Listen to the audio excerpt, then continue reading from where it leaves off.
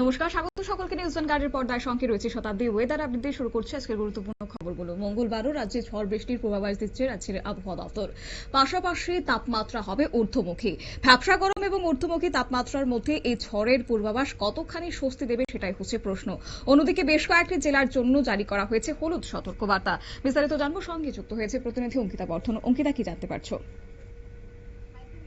দেখো, আমরা দেখতে পাচ্ছি কিন্তু একেবারে সকাল থেকেই মেঘলা আকাশ এবং আংশিক মেঘলা আকাশের মধ্যেও কিন্তু একটা গরম আমরা অনুভব করছি। এই যে ভ্যাপসা গরম বা এই যে মেঘলা আকাশ, তার মধ্যেই কিন্তু আবহাওয়ার একটা বড়সড় পরিবর্তন না হলেও সকালে এবং রাতের মধ্যে যে তফাৎ, সেই তফাৎ কিন্তু একেবারে খালি চোখে প্রত্যক্ষ করা সম্ভব। কারণ সকালের দিকে মেঘলা আকাশে যেভাবে ভ্যাপসা গরম আমরা দেখছি, রাতের দিকে কিন্তু সেই গরমটা কমে যাচ্ছে। তার পেছনে কারণ হচ্ছে বৃষ্টি। এই 24 ঘন্টাতেও কিন্তু হেভি রেইনফলের জন্য হলুদ সতর্কবার্তা আবহাওয়া দপ্তর জানিয়ে দিয়েছে।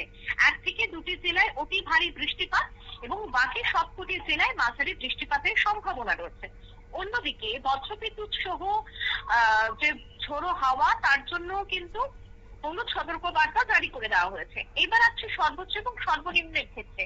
দেখো, সর্বোচ্চ তাপমাত্রা 33 ডিগ্রি সেলসিয়াস থাকবে, যা দুপুর 12টা থেকে দুপুর 2টা পর্যন্ত অনুভূত হবে। সর্বনিম্ন তাপমাত্রা থাকবে 23 ডিগ্রি, যা বিকাল থেকে অনুভূত হওয়ার সম্ভাবনাটা রয়েছে।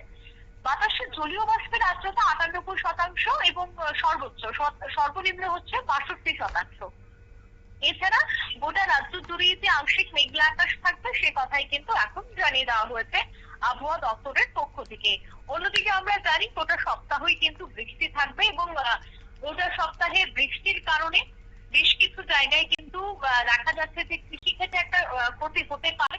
তবে এই বৃষ্টি যে একেবারে বেশি হবে তা কিন্তু নয়, মাঝারি বা ভারী বৃষ্টি এবং 1-2টি জেলায় অতি ভারী বৃষ্টির সম্ভাবনা রয়েছে। তবে কালবৈশাখীর তাণ্ডব কাটিয়ে এবার যে ভরা বৃষ্টির মরশুম, অর্থাৎ ভরা বর্ষার মরশুম, সেটা কিন্তু আমরা এবার দেখতে পাবো। এবং আমরা জানি যে কেরলেই প্রত্যেক বছর প্রথমে বর্ষা প্রবেশ করে, মানে ঠিক তাই হচ্ছে কেরল, আন্দামান সহ বেশ কয়েকটি জায়গায় ইতিমধ্যে বর্ষা প্রবেশ করে ফেলেছে।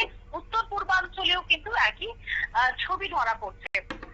রাজ্যব্যাপী এখন সার্বজনীন একটাই প্রশ্ন, যে এই যে আমরা বৃষ্টির কথা বলছি, সেই বৃষ্টিটা কবে থেকে পুরোপুরি ভাবে শুরু হবে? দেখো, আরো 1 থেকে 1.5 সপ্তাহ পর রাজ্য জুড়ে কিন্তু একেবারে ভারী বৃষ্টির সম্ভাবনা, অর্থাৎ ভরা বর্ষার মরশুম আমরা দেখতে পাবো।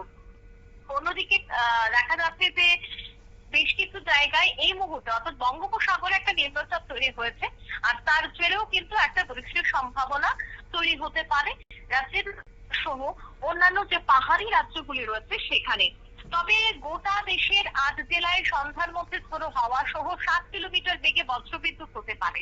সেটা সারা দেশের কথা আমি বলছি। এর মধ্যে ত্রিপুরা না থাকলেও তার আংশিক প্রভাবটা কিন্তু পড়বে। অন্যদিকে দেশের যে সমস্ত জায়গায় নদী বন্দরগুলি রয়েছে, সেখানে কিন্তু সতর্ক সংকেত জারি করে দেওয়া হয়েছে। সকাল 9টা থেকে সন্ধ্যে 6টা পর্যন্ত দেশের যে অভ্যন্তরীণ বেশ কিছু নদী বন্দর রয়েছে, সেখানে পূর্বাভাসে দেওয়া হয়েছে যে বৃষ্টি হতে পারে। তার জন্য প্রত্যেককেই সতর্কতা বজায় রাখতে হবে বা সতর্ক হয়ে মাছ ধরা বা নদীর আশপাশে যাওয়া, গঙ্গার আশপাশে যাওয়া, এই বিষয়টাকে কিন্তু একটু এড়িয়ে চলার জন্য বারবার বলে দেওয়া হচ্ছে। অন্যদিকে সর্বোচ্চ তাপমাত্রা আমি যে কথা বলছিলাম 33 ডিগ্রি সেলসিয়াস, সেটাই কিন্তু বজায় থাকবে, কিন্তু আগামীকাল এবং পরশু সেটা কিন্তু 35 ডিগ্রিতেও পৌঁছাতে পারে, অর্থাৎ 1 থেকে 2 ডিগ্রি বাড়তে পারে আগামী দুদিনের মধ্যে। কিন্তু বিকেলের দিকে তাপমাত্রার আবার একটা বড়সড় পরিবর্তনও হতে পারে। বজ্রবিদ্যুৎ সহ বৃষ্টি এবং ঝোড়ো হওয়ার যে সম্ভাবনা, তা বিকেলেই থাকছে। বাতাসে তো অতিরিক্ত জলীয় বাষ্প, যার জন্য একটা গোমট অস্বস্তি, আর সেই গোমট অস্বস্তির জন্য রেহাই মিলতে কিন্তু আমাদের বিকেল পর্যন্ত অপেক্ষা করতে হবে। একেবারে তাই, ধন্যবাদ। অর্থাৎ দিনের বেশ খানিকটা সময়তেই কিন্তু তাপমাত্রা ঊর্ধ্বমুখী থাকবে, 32 ডিগ্রির উপরে থাকবে সর্বোচ্চ তাপমাত্রা। আগামী 24 ঘন্টার ক্ষেত্রেও তার ব্যতিক্রম হবে না। পাশাপাশি ঝড়ো হাওয়ার পূর্বাভাস সঙ্গে বজ্রপাতের জন্য হলুদ সতর্কবার্তা জারি করেছে রাজ্যের আবহাওয়া দপ্তর। নিয়ে নিচ্ছে ছোট্ট একটি বিজ্ঞাপন বিরতির, সঙ্গে থাকুন।